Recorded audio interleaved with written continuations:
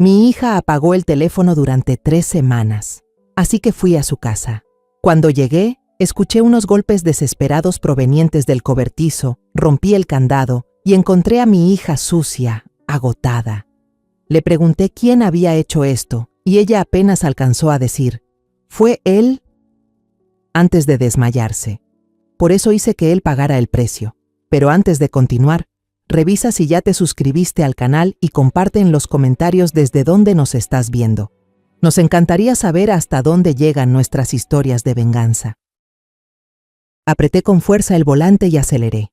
El coche viejo se lanzó por el camino familiar que llevaba a la casa de Camila, mi hija. Habían pasado exactamente 3 semanas desde la última vez que escuché su voz. En el asiento del copiloto, el teléfono yacía inmóvil, la pantalla completamente negra, ocultando una larga lista de llamadas perdidas y mensajes que nunca recibieron respuesta. Una inquietud, como una enredadera llena de espinas, me había apretado el corazón durante todos esos días, y hoy ya no podía soportarlo más. Me detuve frente al portón. Una mala corazonada se deslizó dentro de mí al ver que la reja de hierro no estaba cerrada. La empujé suavemente. El buzón estaba repleto, abultado por cartas y facturas que nadie había recogido. El patio delantero estaba tan silencioso que daba escalofríos. El triciclo rojo de Lucía, mi nieta, estaba volcado sobre el césped amarillento.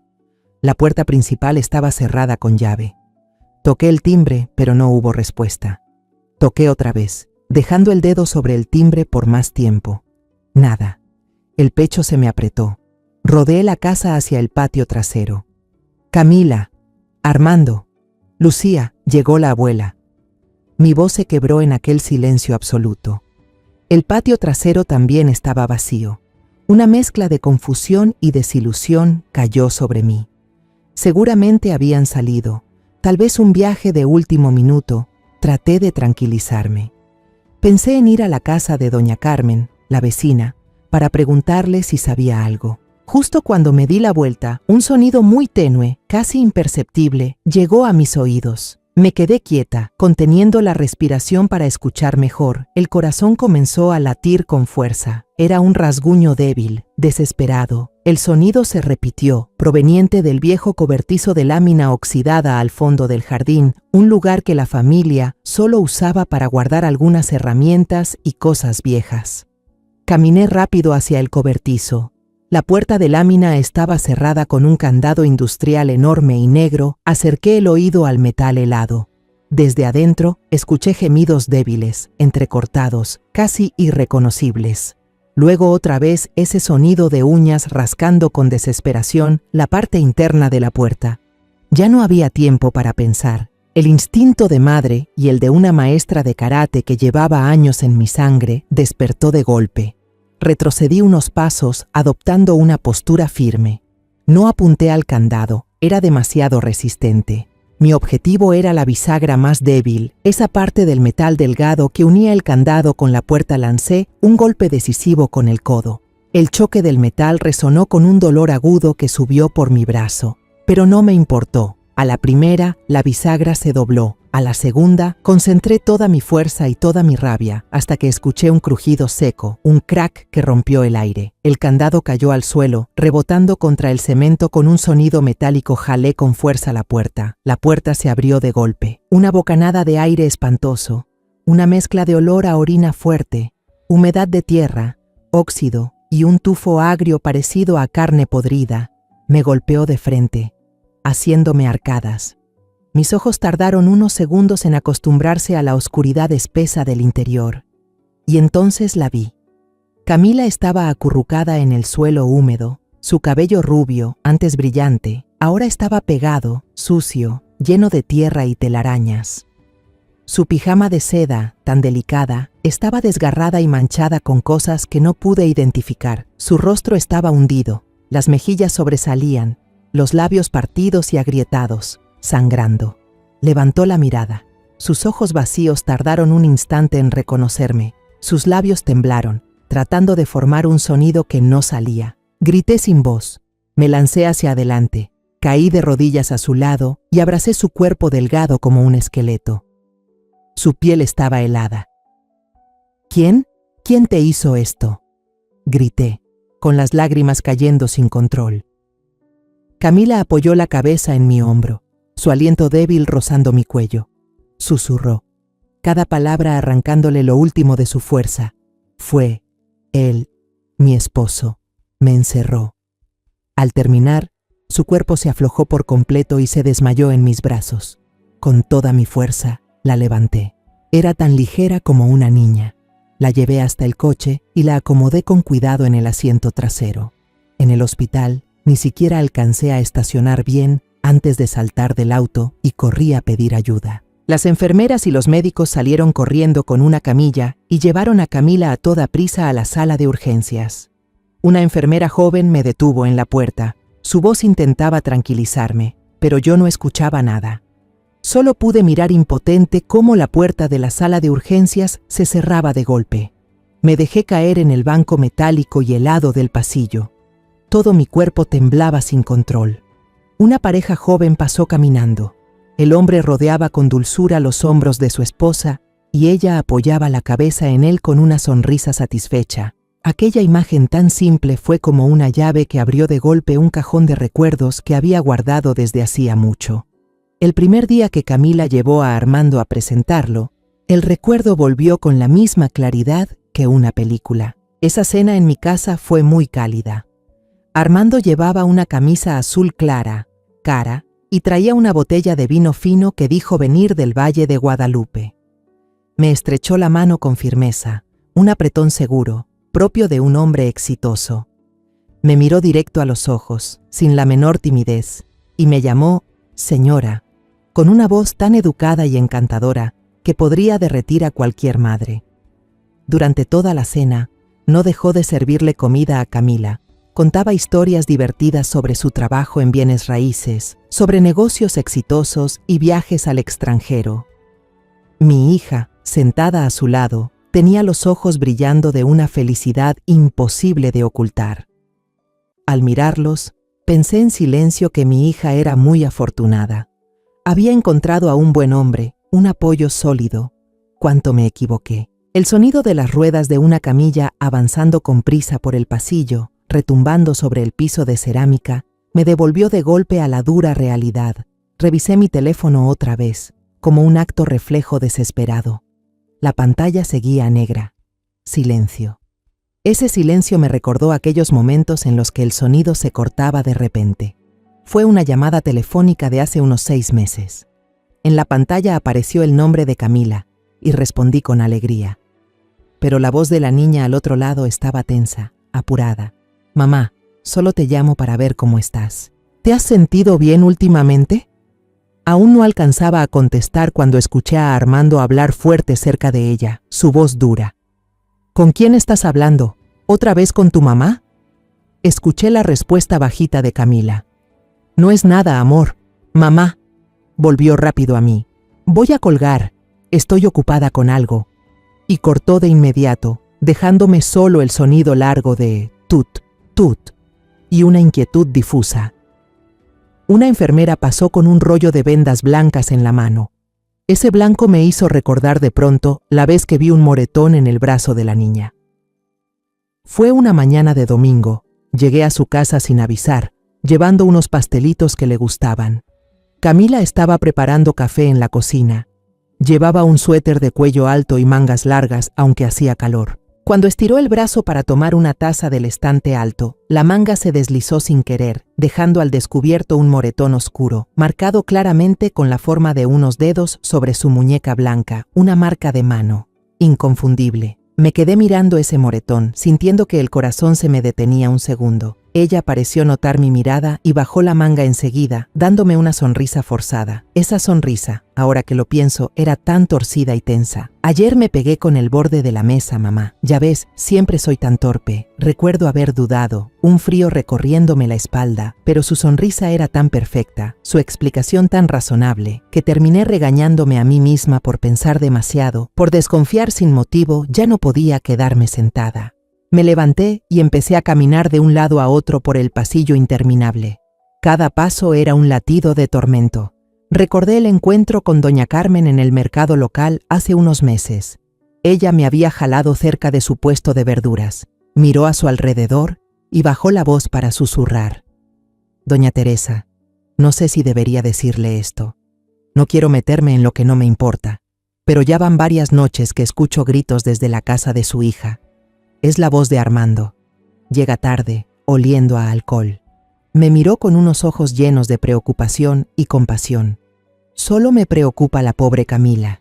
Se le ve tan pálida últimamente. La advertencia de doña Carmen fue como una campana de alarma. Ya no podía seguir ignorándolo. Al día siguiente, tuve una conversación directa con mi hija. Camila y yo nos sentamos en el columpio del patio trasero de su casa, ese donde de niña me pedía que la empujara más alto. Le tomé la mano, la miré profundo a los ojos y le pregunté sin rodeos. Camila, dime la verdad. ¿Armando te ha hecho algo? Las lágrimas brotaron de inmediato, rodando por sus mejillas demacradas, pero ella sacudió la cabeza con fuerza, negando una y otra vez. No, mamá, él solo está estresado por el trabajo. La empresa está pasando por un mal momento. Él nos quiere mucho, a Lucía y a mí. La aconsejé con voz suplicante. Si no eres feliz, vuelve a casa. Hija, nuestra puerta siempre está abierta. Siempre estaré aquí. Camila se secó las lágrimas con prisa y su voz se volvió extrañamente firme. No puedo, mamá. No quiero que Lucía crezca en una familia rota. Yo puedo aguantar. No te preocupes. Yo puedo aguantar. Esa frase ahora retumba en mi cabeza como una maldición. Como cuchillas invisibles que cortan mi corazón le creí.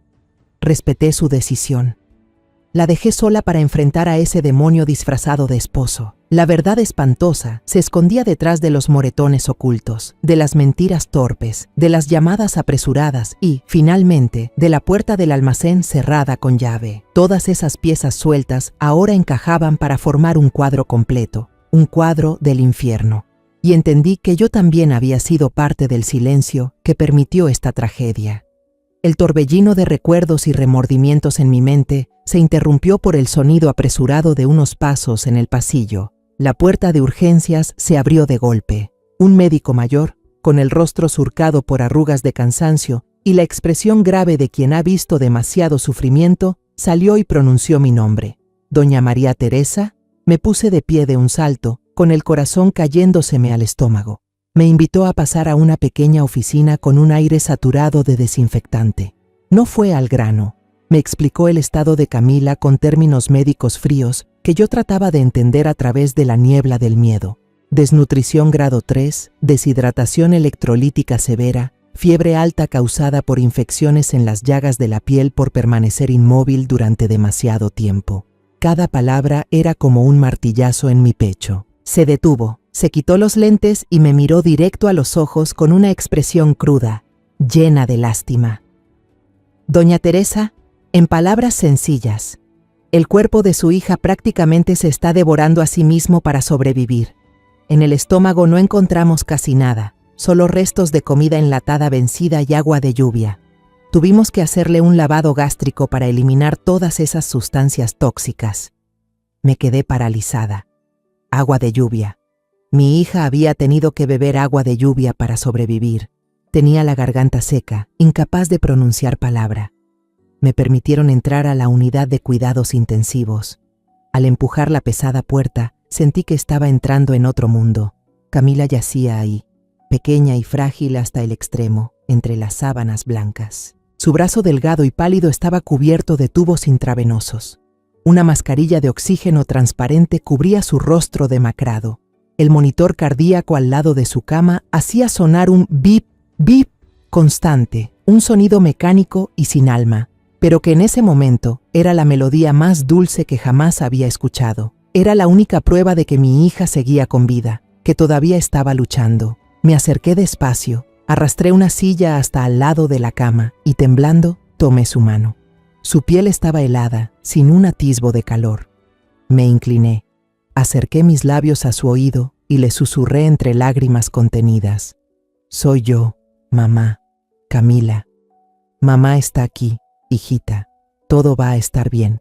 Te lo prometo. Te prometo que voy a hacer que él pague por cada lágrima que te ha hecho derramar. Justo en ese momento, un sonido chillón y fuera de lugar rompió el silencio sagrado de la habitación. El teléfono de Camila, ese que la enfermera había encontrado en el bolsillo de su abrigo y me había entregado, comenzó a sonar con una melodía pop alegre que resultaba cruelmente irónica. Me sobresalté, saqué el teléfono de mi bolso.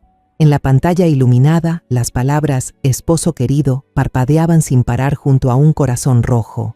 La sangre me hirvió. Ese desgraciado. Se atrevía a llamar. Sentí la furia subir como una ola, pero respiré hondo, obligándome a mantener la calma. No era el momento de gritar. Deslicé el dedo por la pantalla para contestar. Ni siquiera alcancé a decir una palabra, cuando la voz de Armando rugió al otro lado de la línea, cargada de rabia y resentimiento. No preguntó cómo estaba nadie.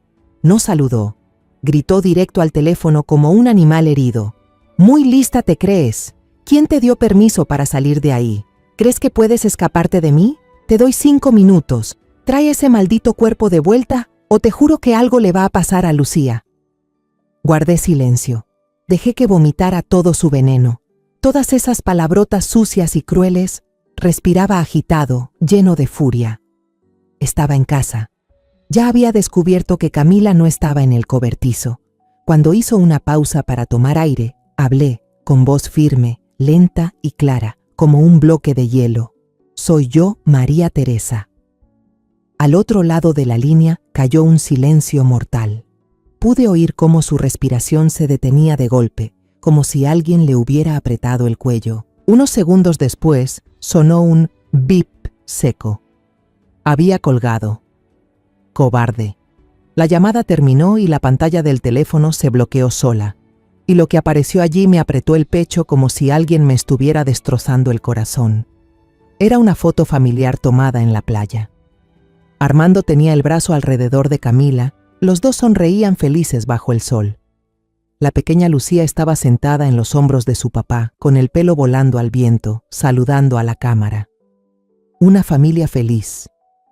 Falsa hasta la perfección. Una mentira enmarcada. Si no quieres que le pase algo a Lucía...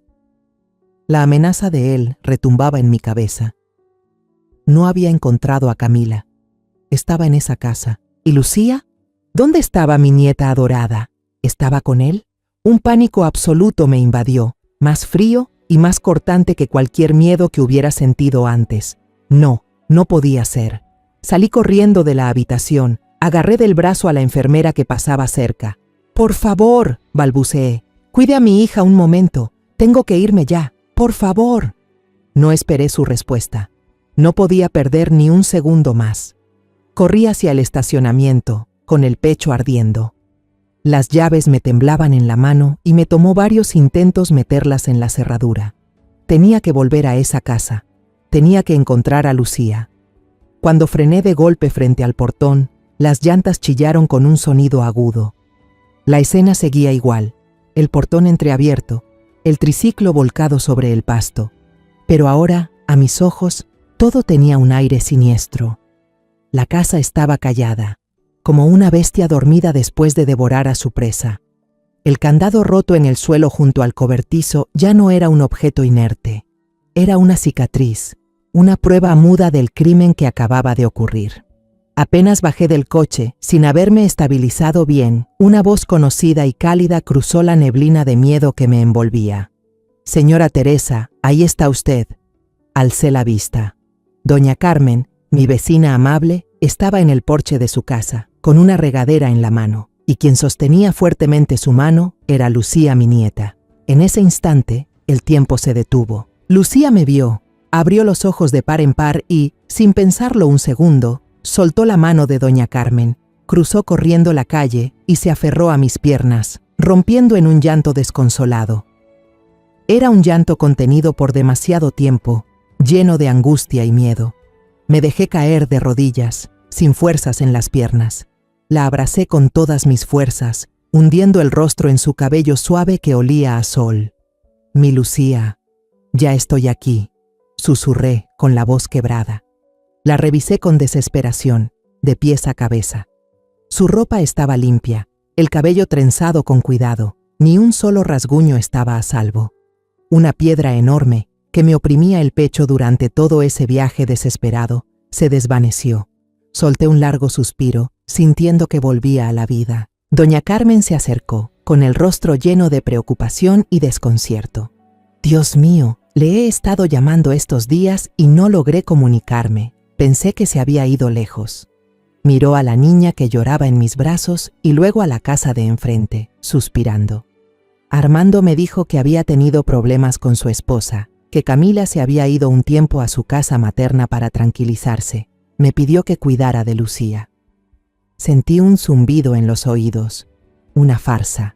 Ella continuó, con voz apenada. Trajo a la niña hace casi un mes. Se la notaba triste, devastada. No dejaba de pedirme perdón por incomodarme. Me dijo que Camila estaba pasando por una crisis nerviosa y que necesitaba absoluta privacidad, que no la molestara con llamadas. Me pareció raro, frunció el ceño, que Camila no llamara ni una sola vez para saber de su hija, pero al ver la cara destrozada de Armando, pensé que sí, que debían estar pasando por una crisis de pareja. La sangre me hirvió, una rabia helada, más filosa que el miedo que me invadió antes. Ese desgraciado, ese monstruo, no solo torturó físicamente a mi hija hasta llevarla al borde de la muerte, sino que montó toda una puesta en escena para manipular a todos. Convirtió a Camila, una madre que adoraba a su hija, en una mujer indiferente, egoísta, capaz de abandonarla ante los ojos de los vecinos y, lo más doloroso, ante los ojos de su propia hija, intentó asesinar a mi hija por todos los medios posibles. Tragué el nudo en la garganta, alcé la vista hacia doña Carmen y le dije con voz temblorosa: «Gracias, Carmen, de verdad, muchas gracias yo. Le debo una disculpa y...». Empecé a buscar mi billetera en el bolso. Los gastos de Lucía durante este tiempo. Por favor, déjeme reembolsarle. Doña Carmen negó con la mano, tomó la mía para detenerme, con una mirada sincera. «Ay, no diga eso. Para eso estamos los vecinos, para apoyarnos en lo que sea. Yo quiero a Lucía como si fuera mi propia nieta. Cuidarla me ha hecho bien. Aquí no hay nada que pagar». Suspiró, con la mirada triste dirigida hacia la casa de enfrente. La verdad, desde hace tiempo sentía que algo no andaba bien. Esos gritos, pero ahora que usted está aquí, todo va a estar bien. Me puse de pie, una mano sujetando a Lucía, que aún sollozaba, y la otra aferrando con fuerza la mano cálida y delgada de doña Carmen. «Gracias, usted salvó a mi nieta». Este agradecimiento no es solo porque ella cuidó de la niña, sino porque su presencia, sin querer, rompió el plan de ese demonio. Si no fuera por ella, quizá él también habría encerrado a Lucía. Esa idea me hizo estremecer. Llevé a Lucía hacia mi camioneta, intentando no volver a mirar aquella casa. La niña seguía sollozando contra mi pecho. Yo sabía que la pesadilla aún no había terminado. Apenas acababa de comenzar. Pero al menos ahora había recuperado a mi nieta. Había recuperado una parte esencial de mi familia. Conduje para llevar a Lucía al hospital, tratando de mantener firme el volante, aunque dentro de mí todo seguía siendo un caos. La niña iba en silencio en el asiento del copiloto, abrazando con fuerza una muñeca de trapo gastada que imaginé que doña Carmen le había dado. La niña ya no lloraba, pero de vez en cuando, sus pequeños hombros se estremecían con los sollozos que intentaba contener. Su silencio era más aterrador que el llanto. Era como un lago quieto que esconde una tormenta debajo. Pasamos frente a una pequeña tienda de juguetes al borde del camino. Un pensamiento cruzó por mi mente. Detuve el auto, entré y compré para Lucía una caja grande de lápices de colores y un bloc de hojas blancas. Camila solía decirme que cuando un niño no puede expresar su miedo con palabras, lo dibuja. Yo esperaba que dibujar pudiera ayudarla a liberar un poco de lo que llevaba dentro. Cuando regresamos al hospital, ya estaba anocheciendo. El ambiente en la sala de recuperación seguía tan silencioso y tenso como siempre. Camila aún no despertaba, pero la enfermera dijo que sus signos vitales estaban un poco más estables. Esa fue la única luz en un día lleno de oscuridad. Senté a Lucía en un sillón de cuero en la esquina de la habitación y extendí las hojas y los colores sobre la mesita frente a ella. Traté de sonreír, aunque sabía que mi sonrisa debía verse torcida. «Lucía, mi amor, dibújale un dibujo bien bonito a mamá. Cuando despierte y vea el dibujo de su hija, se va a poner muy contenta y se va a recuperar más rápido. Lucía me miró, esos ojos grandes y vacíos, y luego asintió sin decir nada, empezando a colorear en silencio. Me senté junto a la cama de Camila, y con una toallita húmeda le limpié la frente con suavidad. Le hablé en voz baja, solo para que ella pudiera escucharme. Le conté que ya había encontrado a Lucía, que estaba a salvo y que estaba allí mismo, en esa habitación. Ella está dibujando para ti, Camila. Es muy buena niña. Aunque seguía inmóvil, yo creía que, en lo más profundo de su conciencia, podía oírme, podía sentir la presencia de su hija. Un momento después, escuché un ruido suave. Lucía había terminado. La niña vino hacia mí con su dibujo en la mano, caminando de puntitas sobre el piso frío. Susurró, con una voz suave como el zumbido de un mosquito: «Abuela, ya terminé». Sonreí mientras tomaba la hoja, pero la sonrisa se congeló de inmediato. El dibujo estaba hecho con trazos torpes de niña pequeña, pero los colores eran extrañamente oscuros. En medio de la hoja había una figura rectangular de color marrón oscuro, hecha con líneas horizontales, como tablones de madera encajados entre sí. Dentro de esa caja había una figura de palitos con el cabello largo y rubio, levantando los brazos como pidiendo ayuda. Y lo más escalofriante era un candado negro enorme dibujado con muchos detalles en la parte exterior de la puerta de esa caja. Mi corazón dio un salto. La niña lo había visto. Lo había visto todo, pero lo que realmente me dejó helada, lo que hizo que la sangre en mis venas se detuviera, fue la frase escrita en la esquina inferior del dibujo, con letras torcidas, cada una de un color diferente, como si fuera parte de un juego infantil inocente. La quinta vez que papá encerró a mamá. La quinta vez. El aire en la habitación se volvió espeso. Me arrodillé a la altura de los ojos de Lucía, tratando de mantener mi voz tan calmada como podía, aunque mi pecho gritaba: «Lucía, mi amor, este dibujo, ¿qué significa? ¿Puedes contárselo a la abuela?» Lucía me miró, con esos ojos grandes e inocentes que ahora cargaban una madurez que dolía. Cada vez que papá se emborracha, le pide dinero a mamá. Mamá dice que no tiene. Papá se enoja y dice que ella se lo mandó todo a la abuela. La niña señaló con su dedito al muñequito de palitos en el dibujo. Después papá jaló a mamá al cobertizo, le dijo que tenía que quedarse ahí para reflexionar. Cerró la puerta con llave. La primera vez me asusté mucho y lloré fuerte. Pero las veces siguientes, continuó la niña, con una voz monótona que daba miedo, como si contara la historia de otra persona. Ya no lloré. Me fui a mi cuarto, saqué papel y empecé a dibujar. Fui contando. 1 vez, 2 veces, 3 veces.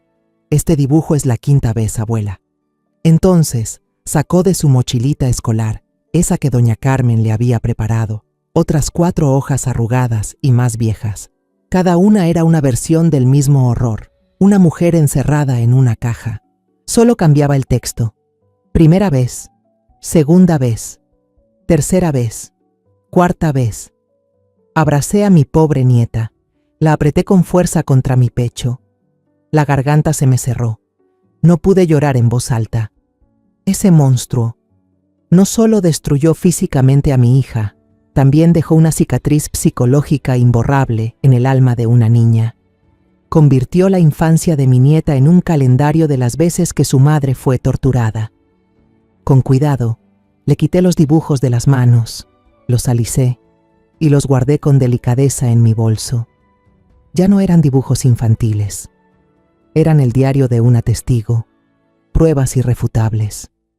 Miré el rostro agotado y dormido de Camila en la cama del hospital, luego a mi nieta temblando entre mis brazos. El silencio se había terminado, la resignación se había acabado. Mañana, lo primero que haré será ir a la comisaría, ahora ya no solo por Camila, también por Lucía. A la mañana siguiente, dejé a Lucía con una joven enfermera de buen corazón. Le mentí diciendo que tenía que salir a comprar unas cosas personales para Camila. No quería que la niña tuviera que ir a un lugar frío como la comisaría. Apreté la correa de mi bolso, sintiendo los bordes de las hojas dentro. Eran mi arma. La comisaría de la ciudad era tan vieja y fría como la imaginaba. En el aire flotaba el olor a papeles viejos y café rancio. Le conté brevemente lo sucedido al agente de guardia, un hombre de mediana edad que parecía hastiado de su trabajo. Bostezó y con desgano me indicó que fuera a una oficina al fondo del pasillo, donde me pidió que esperara. El cuartito era estrecho y oscuro. Al rato entraron 2 policías,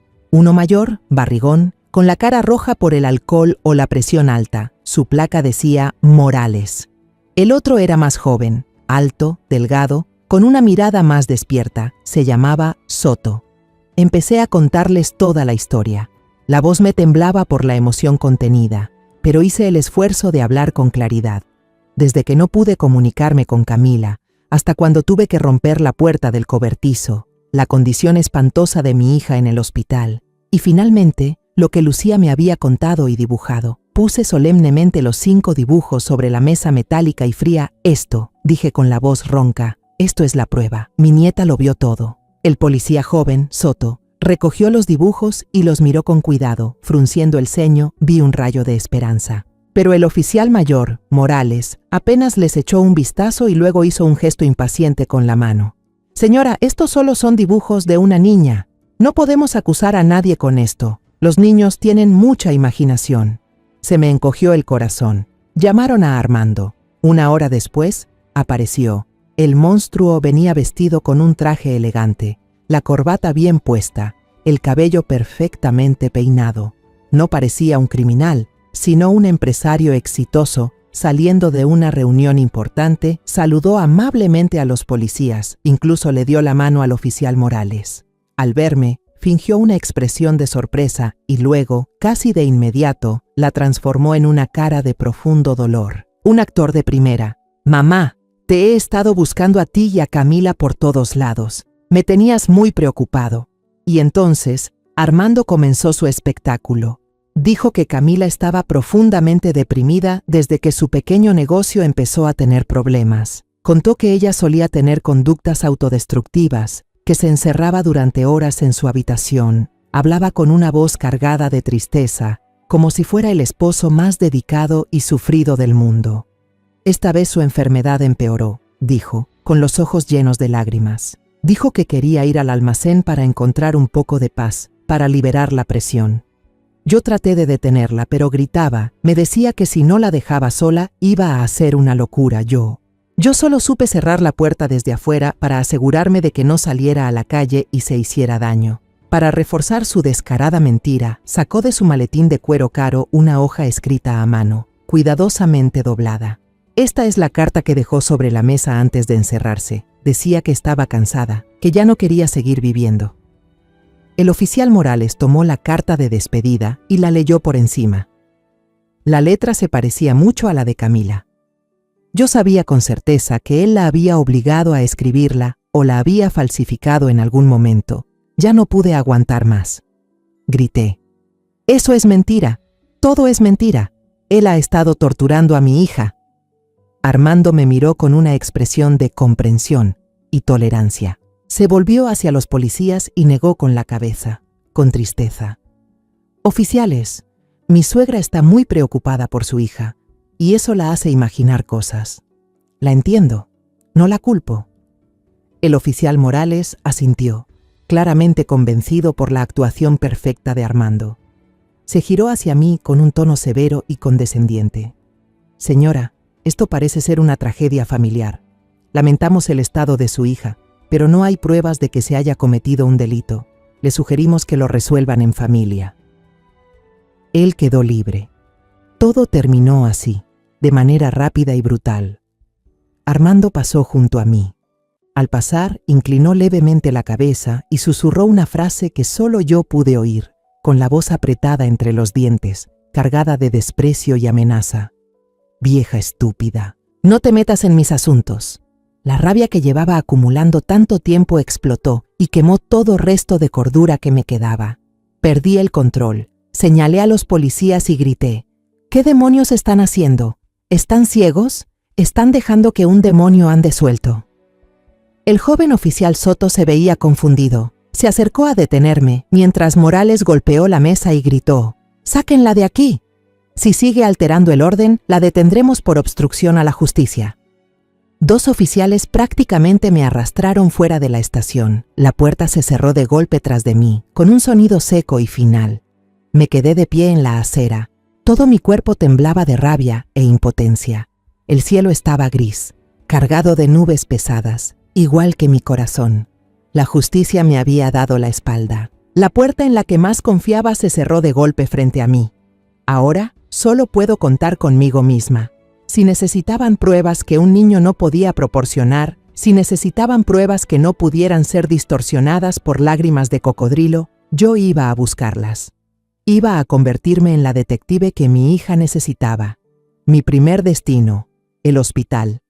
Pero no regresé de inmediato a la habitación de Camila. Me dirigí directo a la oficina del médico anciano que había recibido a la niña. Toqué la puerta y cuando él levantó la vista, entré y puse mi bolso sobre el escritorio con firmeza. «Doctor, necesito su ayuda». Le conté todo el drama tragicómico que acababa de suceder en la comisaría, sobre cómo creyeron ciegamente en la palabra de Armando. El médico, un hombre que había visto demasiadas tragedias en su carrera, escuchó con atención. Frunció el ceño cuando mencioné la carta de despedida y la explicación de la depresión. Cuando terminé, guardó silencio por un largo rato y luego negó con la cabeza. «Señora Teresa», dijo, con voz grave y firme, «la depresión puede llevar a una persona a hacerse daño, pero no causa llagas por estar demasiado tiempo acostada sobre tierra húmeda. La depresión no causa deshidratación y agotamiento de grado 3 cuando los órganos empiezan a fallar. El cuerpo de su hija, desde el punto de vista médico, es una escena del crimen». Abrió un cajón del escritorio y sacó un expediente grueso. «Esta es una copia del historial médico de Camila», dijo, empujándolo hacia mí. «Aquí están detallados los resultados de los análisis de sangre, el estado físico, imágenes de las heridas y mi conclusión final. La víctima fue privada de alimento, de agua y mantenida en un ambiente insalubre durante un periodo prolongado. Esta es una prueba médica irrefutable. Un buen abogado sabrá qué hacer con ella». Tomé el expediente en mis manos, sintiendo que sostenía una espada. «Gracias, doctor. Muchísimas gracias». Guardé con cuidado el expediente en mi bolso. La primera prueba, la prueba científica, ya estaba en mis manos. Segundo destino, la casa de doña Carmen. Llegué justo cuando ella estaba regando con esmero unas macetas de geranios rojos en la entrada. Al ver mi rostro agotado pero decidido, dejó el regador de inmediato. «¿Qué pasó, doña Teresa? ¿Qué dijeron los policías?» Le conté todo sobre la falsedad de Armando, sobre su actuación perfecta en la comisaría. Doña Carmen se puso roja de rabia. Sus manos bondadosas se cerraron con fuerza. «¡Maldito! ¡Desgraciado!» Se atrevió a decir eso. Se atrevió a inventar que Camila se había ido por su cuenta. «Yo voy con usted. Les voy a contar cómo me mintió». Le tomé la mano tratando de calmarla. «Todavía no, doña Carmen. Sus voces pesan más que las nuestras. Ahora necesito que me ayude con otra cosa». Saqué mi celular y activé la grabadora. «Necesito que me cuente todo con detalle. ¿En qué día vino a verla? ¿A qué hora? ¿Qué ropa llevaba? ¿Cómo era su expresión? ¿Qué palabras exactas usó?»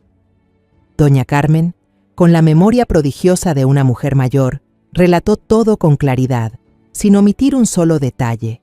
Desde el momento en que Armando tocó el timbre de su casa con cara de tristeza y los ojos falsamente llorosos, hasta cómo inventó que Camila necesitaba espacio, y le encargó a Lucía. También recordó las veces anteriores en que escuchó gritos, insultos y el ruido de objetos rompiéndose en la casa de al lado.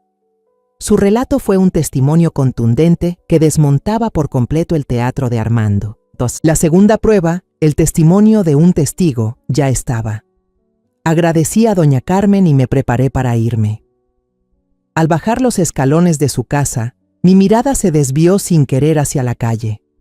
Desde ese ángulo, desde el porche de la casa de doña Carmen, se podía ver claramente el patio trasero de la casa de mi hija. Y entonces lo vi discretamente colocado bajo el alero de la casa justo detrás de la de Camila. Un pequeño punto negro, moderno, apuntando directamente al jardín, abarcando toda el área del cobertizo, una cámara de seguridad. Mi corazón se aceleró. Eso podía ser todo lo que necesitaba. Un testigo objetivo, que no puede mentir, que no puede ser sobornado, que no puede ser intimidado. Di la vuelta por la calle trasera hasta llegar a esa casa. La reja de madera era alta y cerrada, nada hospitalaria. Respiré hondo para darme valor y levanté la mano para tocar el timbre. No sabía quién vivía ahí, no sabía si eran buenas personas, no sabía si estarían dispuestos a ayudar a una anciana desconocida, pero tenía que intentarlo. El timbre sonó, seco y extraño, y escuché pasos que se acercaban desde adentro. La pesada puerta de madera se abrió con un chirrido, dejando ver apenas a un hombre parado del otro lado. Tenía más o menos mi edad, el cabello entrecano, el rostro duro con rasgos marcados y unos ojos llenos de desconfianza que me miraban de arriba abajo. ¿A quién busca?, preguntó con voz cortante, sin pizca de amabilidad. Traté de mantener la calma, lo más cortés posible, aunque el corazón me latía con fuerza. Buenas tardes, soy María Teresa. Yo vivo en el barrio. Noté que su casa tiene cámaras de seguridad apuntando hacia la parte de atrás. Tengo un asunto muy importante y necesito ayuda. ¿Sería posible que me dejara ver la grabación de hace unas 3 semanas, por favor? Él entrecerró los ojos, cruzó los brazos y su actitud se volvió aún más hostil y desconfiada. ¿Y por qué haría eso? ¿Quién es usted para que yo le crea? ¿Es de la policía? ¿O está planeando alguna estafa? Sentí que el ánimo se me venía abajo. Traté de explicarle. Mi voz empezaba a temblar de desesperación. No es eso. Se trata de mi hija, está en el hospital. Entonces, una voz joven y familiar interrumpió desde atrás del hombre. ¿Qué pasa, papá? Un joven alto y corpulento salió desde el interior de la casa. Llevaba puesto un uniforme blanco de karate, con la frente sudada como si acabara de terminar su entrenamiento. Me miró de reojo y sus ojos se abrieron de par en par, con una sorpresa imposible de ocultar. «¿Señorita María? ¿Es usted?» Me quedé helada. Ese nombre, esa forma tan cariñosa de llamarme. Observé bien al joven. Un rostro firme, maduro, pero con unos ojos amables y una sonrisa radiante. «¿Rubén? ¿Eres tú, Rubén?» No podía creer lo que veía. Era Rubén, mi alumno favorito de hace más de 10 años. El niño flaco y tímido de entonces se había convertido en un luchador profesional, alto y firme como una montaña. «Claro que sí, es usted», exclamó Rubén, casi corriendo hacia mí, dejando atrás la expresión desconcertada de su padre, y me abrazó con fuerza. Un abrazo cálido y poderoso. «Señorita, ¿cuánto tiempo? ¿Qué hace por aquí? ¿Se mudó al barrio?» El señor Ignacio, padre de Rubén, nos miraba con cara de incredulidad. La hostilidad en su rostro desapareció, reemplazada por la confusión. Ya no había nada que ocultar. Frente a ambos, conté todo. Conté cómo encontré a Camila en el cobertizo, el estado en el que estaba, el teatro de Armando, y cómo la policía me dio la espalda por falta de pruebas. Mientras hablaba, vi cómo Rubén apretaba los puños con tanta fuerza que los nudillos le tronaban, y su rostro reflejaba una furia contenida. Se giró bruscamente hacia su padre. «Papá, tenemos que ayudar a la profe. La cámara que pusiste para vigilar a los que tiran basura por aquí ¿alcanza a grabar el cobertizo del otro lado?» Don Ignacio había cambiado por completo su actitud. Me miró con una mezcla de vergüenza y arrepentimiento profundo. «Dios mío, discúlpeme, María. Yo no sabía que la situación era tan grave. Perdón por haber sido grosero con usted. Pase, por favor. Voy a revisarlo de inmediato». Me condujo hasta su estudio, una sala pequeña y ordenada, donde una pantalla de computadora mostraba imágenes en vivo de las cámaras de seguridad. Se sentó y empezó a teclear rápidamente, retrocediendo las grabaciones. Seleccionó el día exacto, 3 semanas atrás, el día en que yo calculaba que Camila había desaparecido, y entonces la escena aterradora apareció en la pantalla, tan claro como el agua. Armando, en un ataque de furia, arrastraba a Camila a la fuerza hacia el almacén. La chica intentaba resistirse débilmente, pero no podía zafarse de ese hombre enorme. Él la empujó con violencia hacia adentro. Cerró de golpe la puerta metálica y luego le puso un candado industrial, asegurándola. Incluso tiró de ella varias veces para asegurarse de que estaba bien cerrada, antes de sacudirse las manos y marcharse a la casa como si nada hubiera pasado. El video era breve, pero fue como un mazazo que destrozó todas sus mentiras. Era una prueba irrefutable. ¡Maldito!, gruñó Rubén entre dientes, su voz llena de rabia. El señor Ignacio, sin decir una palabra, copió el video en una memoria USB para mí. Me la entregó, con las manos temblorosas. Tómela. Si hace falta, Rubén y yo iremos a testificar a los tribunales por usted. Vamos a contar la verdad. Sostuve la memoria en mis manos, como si llevara una espada de justicia. Las lágrimas de agradecimiento me llenaron los ojos. Gracias, señor. Gracias, hijo. Rubén me acompañó hasta la puerta. Antes de que subiera al auto, me agarró la mano, su voz firme. Señora María, si necesita lo que sea, incluso si hay que enseñarle una lección a ese tipo al estilo de un boxeador, llámeme. Le debo una. Le acaricié la cabeza a mi exalumno, que ahora era más alto que yo por una cabeza. Le sonreí, una sonrisa genuina por primera vez en muchos días. Gracias, Rubén, pero esta vez dejaré que la ley haga su trabajo. Subí al auto, apretando con fuerza la USB en la palma de mi mano. Ya tenía un plan claro en mente. No volvería a esa comisaría. No entregaría esta prueba a esa gente ciega y sorda. Iba a ir a un lugar con más poder. Un lugar donde mi voz pudiera ser escuchada por toda esta ciudad. Manejé directo al centro, hasta el edificio de cristal del periódico La Voz de la Justicia. Allí trabajaba Aida, mi mejor amiga desde la secundaria. Aida no era solo una periodista, era una guerrera con pluma, famosa por sus reportajes de investigación sobre violencia doméstica e injusticias sociales. La llamé desde el estacionamiento con la voz ronca. Aida, soy yo, Teresa, tengo una historia horrible, necesito tu ayuda. Sin dudar, Aida respondió al instante. Sube a mi oficina, piso 15. La oficina de Aida era tal cual ella, caótica pero con orden, llena de energía, papeles, borradores, fotos pegadas por todas partes. Aida, con su cabello corto y algunas canas visibles, y esos ojos filosos detrás de los lentes, al verme tan demacrada, corrió a abrazarme. Dios mío, Teresa, mírate. ¿Qué pasó? Me dejé caer en la silla frente a su escritorio y puse todo mi arsenal sobre la mesa. La USB, un expediente médico grueso, 5 dibujos de Lucía y el celular que todavía contenía la grabación del testimonio de doña Carmen. Aquí, le dije, están las pruebas y esta es la historia. Le conté todo, sin omitir un solo detalle, desde las sospechas vagas hasta la escena en el almacén, el dolor de Lucía y la indiferencia de la policía. Aida escuchó con atención. Su rostro pasó de la sorpresa a la preocupación y luego a una indignación brutal. Tomó la USB y la conectó al ordenador. Cuando el video de Armando arrastrando a Camila apareció en pantalla, Aida golpeó la mesa con fuerza, haciendo volar los papeles. Malnacido, no perdió ni un segundo.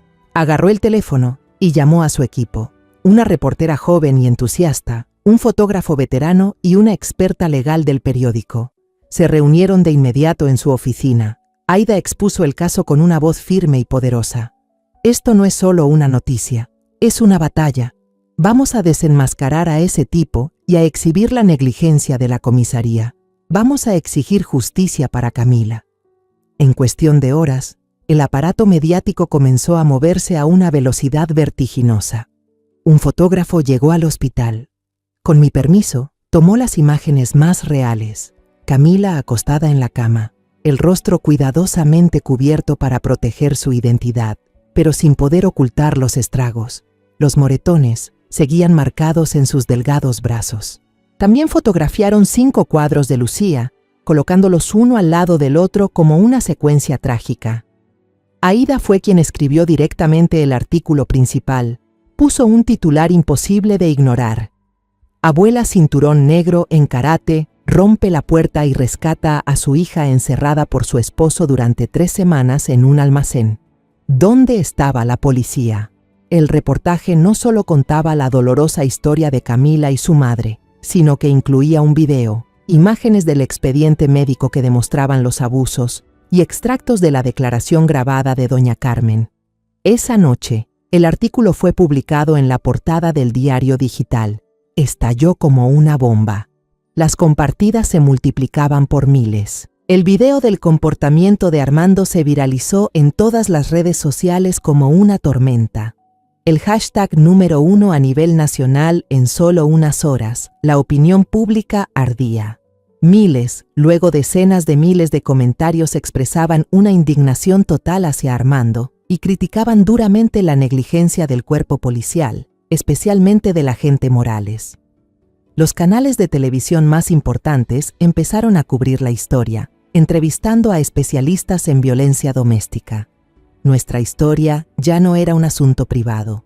A la mañana siguiente, ante la presión abrumadora de los medios y la opinión pública, el jefe de policía de la ciudad tuvo que convocar una rueda de prensa urgente.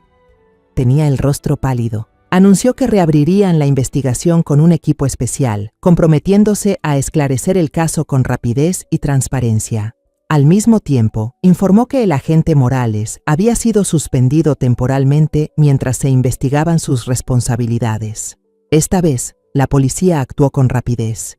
Rodearon y allanaron la casa de Armando, y comenzaron a salir a la luz verdades aún más terribles, facturas de deudas de juego escondidas bajo la cama, documentos falsificados con la firma de Camila para solicitar préstamos bancarios, correos electrónicos con amenazas de prestamistas. No solo era un abusador, también era un estafador ahogado en deudas. Se emitió una orden de captura nacional contra Armando, pero había desaparecido durante una semana entera, no hubo rastro alguno. El miedo volvió a meterse poco a poco en mí. ¿Y si lograba escapar? ¿Y si nunca lo atrapaban? Hasta que una tarde, mientras pelaba una manzana para Lucía en la habitación del hospital, mi teléfono sonó. Era un número desconocido. Dudé, pero contesté. La voz al otro lado sonaba formal. Señora Teresa, habla el jefe de policía. La llamamos para informarle que hemos capturado a Armando. Contuve la respiración. Lo encontraron los prestamistas antes que nosotros, continuó. Está en el hospital, en el mismo donde está su hija. Le rompieron las 2 piernas. Colgué, miré por la ventana, donde los últimos rayos del día se colaban. No sentí alegría, tampoco satisfacción. Solo un vacío, una extraña sensación de alivio me envolvió. Todo había terminado. Mi parte estaba hecha. El resto lo dejo en manos de la justicia. Camila había despertado hacía unos días. Abrió los ojos justo el mismo día en que la noticia de su historia explotó por todos los medios. Al principio, estaba aterrada y avergonzada. Escondía el rostro entre las almohadas, sin querer ver a nadie. Pero cuando la enfermera joven le trajo una tableta y le mostró miles de comentarios, miles de mensajes de mujeres desconocidas de todo el país enviándole ánimo, compartiendo sus propias historias, la niña empezó a calmarse poco a poco. Esas palabras eran como brazos invisibles que la abrazaban, susurrándole que no estaba sola, que su dolor no era una vergüenza. Camila sabía todo lo que yo había hecho. No dijo ni una palabra de agradecimiento vacío. Simplemente tomó mi mano áspera y la apretó con fuerza, con los ojos llenos de lágrimas mirándome. En esa mirada vi todo: gratitud, arrepentimiento y una nueva vida empezando a brotar. Lo primero que hizo cuando pudo sentarse fue pedirme que llamara a Aida. Quería ver a la abogada del periódico. Quería firmar con su propia mano la solicitud de divorcio unilateral y la petición de custodia total de Lucía. El día del juicio de divorcio, Armando tuvo que llegar en silla de ruedas. Se veía patético, ya no quedaba nada de aquel hombre atractivo y elegante de antes. Tenía las piernas enyesadas, la cara llena de moretones y una mirada vacía. No se defendió, no discutió, no presentó ninguna excusa. Con todas las pruebas en su contra, los expedientes médicos, el video, los dibujos, los testimonios y hasta las deudas de juego, solo agachó la cabeza y aceptó todas las decisiones del tribunal. cuando el juez, con gesto severo, golpeó el mazo y declaró oficialmente terminado el matrimonio y otorgó la custodia legal completa de Lucía a su madre, Camila se derrumbó sobre mi hombro, llorando con fuerza. Esta vez, sus lágrimas ya no eran de dolor ni de miedo, sino de liberación. «Mamá», sollozaba. Yo pensaba que si aguantaba, si me callaba, podía darle a Lucía un hogar con ambos padres, pero me equivoqué. Estuve a punto de destruirla a ella y a mí misma. La abracé fuerte, acariciando su espalda delgada. «Ya pasó, hija, ahora construiremos un nuevo hogar, uno lleno de paz». Después de que Camila salió del hospital, supe que no podíamos quedarnos en Tepotzotlán. Cada calle, cada rincón, estaba impregnado de recuerdos dolorosos. Puse en venta la casa donde había vivido casi toda mi vida. Empaqué nuestras cosas y cargué todo en una vieja camioneta. Necesitábamos un nuevo comienzo. Nos mudamos a un pueblo pequeño y tranquilo en las afueras de Morelia. Parecía sacado de un cuento, con calles de adoquines, un aire fresco con olor a flores y casas pintadas de colores vivos. Usé todo el dinero de la venta para comprar una casita con un gran jardín trasero. Nuestra nueva vida comenzó con calma. Camila, con su talento innato para la pintura, abrió una pequeña escuela de arte en casa. Era especial, daba clases a niños con autismo y a otros pequeños de familias con pocos recursos del pueblo. Ese trabajo, el de sanar almas jóvenes a través del arte, terminó sanándola a ella misma. Lucía empezó a ir a una escuelita rural donde maestras y compañeros la recibían siempre con sonrisas. El miedo y el silencio en su mirada se fueron desvaneciendo, reemplazados por la alegría y travesuras propias de una niña de su edad. Ya no dibujaba cuadros oscuros. Sus dibujos ahora estaban llenos de colores brillantes. Una abuela agachada cuidando el jardín, una mamá amorosa enseñando a pintar, nuevos amigos tomados de la mano bajo el sol. Y yo encontré la felicidad en las cosas más simples. Removía la tierra, sembraba semillas, cuidaba mis hileras de albahaca, menta y romero. El jardín se volvió mi reino.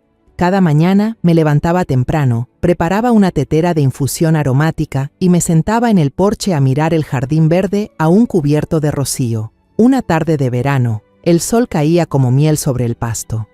Camila y Lucía estaban en el jardín, pintando juntas.